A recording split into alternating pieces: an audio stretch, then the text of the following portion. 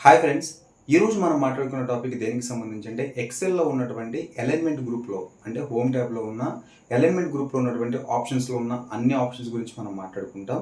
దానిలో merge and centre ఎలా use చేసుకోవాలి, మెర్జ్ క్రాస్ ఎలా యూజ్ చేసుకోవాలి, అదేవిధంగా వ్రాప్ టెక్స్ట్ ఏ విధంగా ఉపయోగపడుతుంది, టెక్స్ట్ రొటేషన్స్ ఎలా మనం చేసుకోవాలి, వీటిలన్నిటికి సంబంధించి అలైన్మెంట్స్ అనేవి ఎలా చేసుకోవడానికి మనకి యూజ్ అవుతుంది అనే టాపిక్ గురించి మనం చాలా మంచిగా మాట్లాడుకోవడం జరుగుతుంది. మనం తీసుకున్నటువంటి సెల్లలో సెలెక్ట్ చేసుకున్నటువంటి డేటా సెంటర్కి కావాలంటే సెంటర్కి, రైట్కి కావాలంటే రైట్కి, లెఫ్ట్కి కావాలంటే లెఫ్ట్కి, మనం ఎటు కావాలంటే అటు తీసుకొని అడ్జస్ట్ చేసుకోవడానికి మనకు ఉపయోగపడేదే ఈ యొక్క అలైన్మెంట్స్. ఈ అలైన్మెంట్స్ ఎట్లా ఉపయోగపడుతున్నాయి, బట్ కానీ పైన ఉన్నాయి ఏంటి అండి అని కొంతమంది డౌట్ రావచ్చు.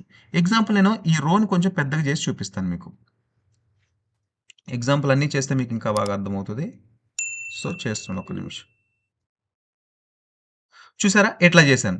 ఇప్పుడు ఇంత పెద్ద బాక్స్లో నాకు సెంటర్కి కావాలి, బట్ మళ్ళీ సెంటర్కి కావాలి, అప్పుడు నేను దీన్ని ఉపయోగించుకుంటా. కనిపిస్తుందా ఫ్రెండ్స్? ఈ విధంగా మనకు కావాల్సినటువంటి డేటాని చేయాలనుకుంటే ఫస్ట్ మనం ఏం చేయాలి, డేటాని సెలెక్ట్ చేసుకోవాలి. ఇది నాకు టాప్లో కావాలి, సెంటర్లో కావాలి, టాప్లో ఉండాలి. చూసారా దీనికి డిఫరెన్స్ ఉంది. మీకు ఇందాక ఇక్కడ రాసిన దానికి దీనికి డిఫరెన్స్ ఉంది.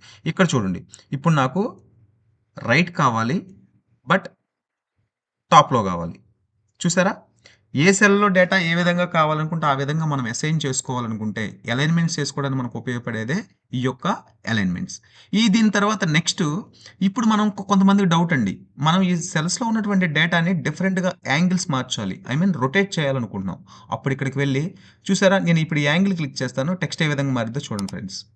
కనిపిస్తుందా మీకు టెక్స్ట్? యాంగిల్ మారిపోయింది, మీకు డిఫరెన్స్ మీకు కనిపిస్తుంది అనుకుంటా. నేను సెలెక్ట్ చేసుకున్నటువంటి డేటా ఏదైతే ఉందో అది. ఓకేనా? ఈ విధంగా.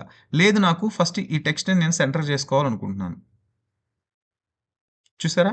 ఈ విధంగా చేసేసాననమాట. ఈ విధంగా చేయొచ్చు.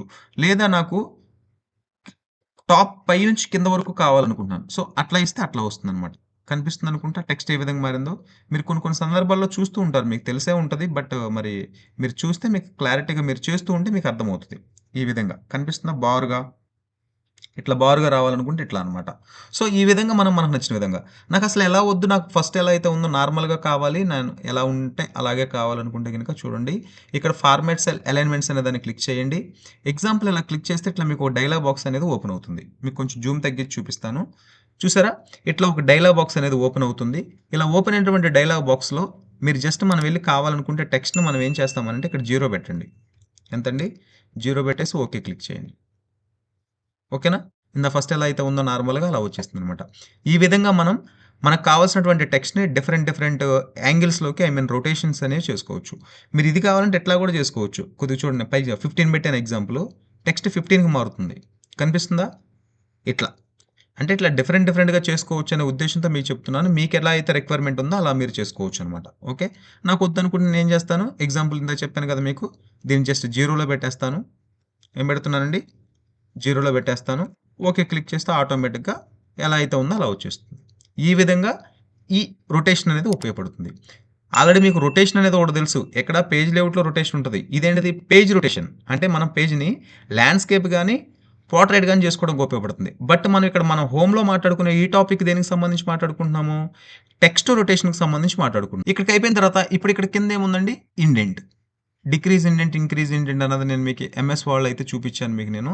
మీకు కావాల్సిన డేటాను ఫస్ట్ సెలెక్ట్ చేసుకోండి. సెలెక్ట్ చేసుకొని ఇట్లా కొంచెం ఇటువైపు పక్కకు జరిగి రావాలనుకుంటే టెక్స్ట్ మనకి, ఓకేనా? అప్పుడు మనకి ఈ ఇండెంట్ అనేది మనకు ఉపయోగపడడం జరుగుతుంది. సో, లేదు అనుకుంటే గనుక డిక్రీజ్ తగ్గించాలనుకుంటే తగ్గించొచ్చు. పెంచాలంటే పెంచొచ్చు, తగ్గించాలనుకుంటే సెల్‌లో ఉన్నటువంటి డేటాను మీరు రైట్‌కి గాని, లెఫ్ట్‌కి గాని మూవ్ చేయాలనుకుంటే డిక్రీజ్ ఆర్ ఇంక్రీజ్ ఇండెంట్స్ అనేవి మీరు యూజ్ చేసుకొని వాడుకోవచ్చు. Merge and centre. ఈ టాపిక్స్ మనం ఇప్పుడు మాట్లాడుకుంటాం. ఏంటంటే సింపుల్ ఫ్రెండ్స్, ఏం లేదు. ఇప్పుడు ఎగ్జాంపుల్ నేను ఇట్లా షీట్ తీసుకున్నాను కదా! ఈ షీట్‌ని నేను మామూలుగా నార్మల్‌గా మీకు అర్థమయ్యే విధంగా కొంచెం చిన్నగా చేస్తాను. చూడండి. ఇట్లా ఉంది అసలు మన షీట్. ఇలా ఉన్న షీట్‌లో ఇప్పుడు నాకేమనిపిస్తుందంటే ఇక్కడున్న ఈ ఏ నుంచి జీ వరకు నాకు ఆ సెల్స్ అన్నిటి మధ్యలో గీతలు ఉన్నాయి కదా! అలా కాకోకుండా స్ట్రెయిట్‌గా బారుగా ఒకే బాక్స్‌గా కావాలనుకుంటున్నా. మీరు హెడ్డింగ్స్ ఇచ్చేటప్పుడు పెట్టుకుంటాం కదా మనం అలా కావాలనుకున్నప్పుడు మనం యూజ్ చేసుకునే దాన్ని ఏమంటారంటే ఈ మెర్జ్ క్రాస్. మెర్జ్ ఏ క్రాస్ అన్నది ఇక్కడ కనిపిస్తుంది చూడండి. మెర్జ్ క్రాస్ అన్న దాన్ని మీరు క్లిక్ చేస్తే ఆటోమేటిక్‌గా చూసారా?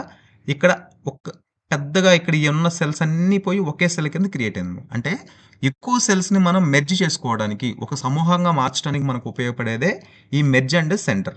ఇలా చేసాం. బట్ కానీ నాకు కొన్ని సెల్స్ వరకు నాకు ఒకే బాక్స్‌లో తయారవ్వాలి.